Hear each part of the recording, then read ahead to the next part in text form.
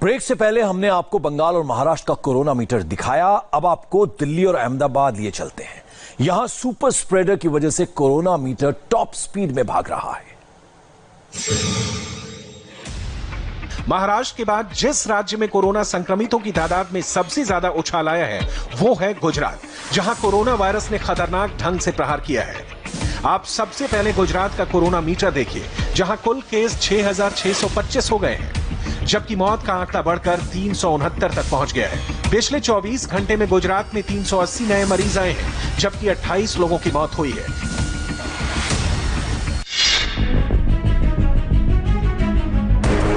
अहमदाबाद यहां का सबसे बड़ा हॉटस्पॉट है। लगातार बढ़ रहे केस की वजह से आज से अहमदाबाद में संपूर्ण लॉकडाउन रहेगा। अगले 7 दिन तक यहां दूध और दवा की दुकान छोड़कर सब कुछ बंद रहेगा।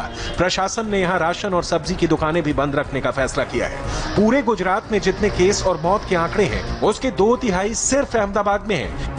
अहमदाबाद में कुल केस 4700 के पार चले गए हैं और मौत 368 हुई है। पिछले 24 घंटे में अहमदाबाद में 291 नए केस आए हैं और 25 लोगों की मौत हुई है। लगातार बढ़ रहे केस की वजह से आज से अहमदाबाद में संपूर्ण लॉकडाउन रहेगा। अहमदाबाद में कोरोना के संक्रमण के केसेस लगातार बढ़ते जा रहे हैं। आंकड़ा 4,500 को पार कर गया और ऐसे में अब कई सख्त कदम उठाए जा रहे हैं कॉरपोरेशन की तरफ से, जिसके तहत आज से अहमदाबाद में जो दूध और दवाओं की दुकानों के अलावा बाकी तमाम जो दुकानें हैं वो बंद कर दी गई हैं। अहमदाबाद के अंदर अब अगले 7 दिन तक सब्जी की कोई दुकान खुली नहीं रहेगी, कोई प्रोविजन स्टोर खुला नहीं रहेगा। इसके अलावा जो होम डिलीवरी की जा रही है ग्रोसरी की, वो बंद कर दी गई है। तमाम जितने भी जो ऑपरेशंस थे छोटे मोटे दुकानों के, वो सभी बंद कर दिए गए हैं। इसकी सबसे बड़ी वजह यह है कि ये सभी सुपर स्प्रेडर्स की कैटेगरी में आते हैं और देखा यह गया है कि पिछले दिनों में कई एरियाज में सुपर स्प्रेडर्स जो हैं वो संक्रमित पाए जा रहे हैं कोरोना के वजह से। और सबसे बड़ा उसका जो नुकसान होगा वो ये कि उनकी वजह से उनके संपर्क में आने वाले कई लोग और संक्रमित हो सकते हैं।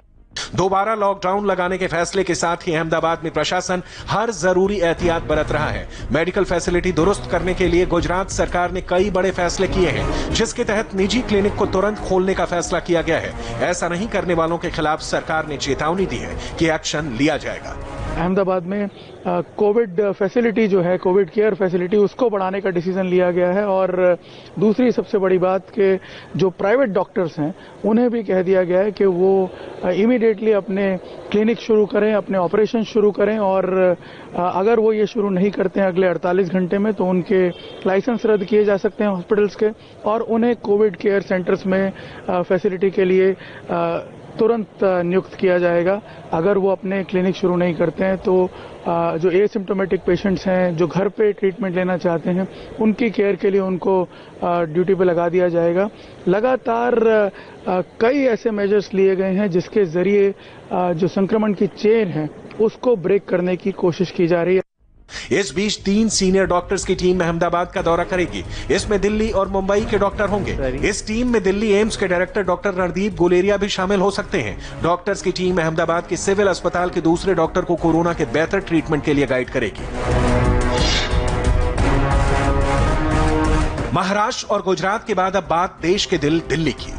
दिल्ली में कोरोना के मरीजों की संख्या 5,532 के पार पहुंच गई है। अब तक कोरोना से दिल्ली में 65 मौतें हुई हैं। पिछले 24 घंटे में 428 नए केस सामने आए। ये एक दिन में सबसे बड़ा इजाफा है। कल कोरोना से एक शख्स की मौत हुई।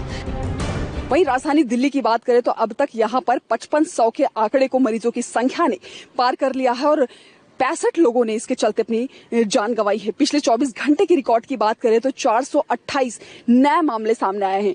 दरअसल ये अब चिंता का सबब बनता जा रहा है सरकार के लिए, क्योंकि रोजाना कुछ इसी आंकड़े के साथ जो है मरीजों की संख्या लगातार बढ़ रही है और ये हालात तब हैं जब देश भर में तीसरा लॉकडाउन लाया गया है।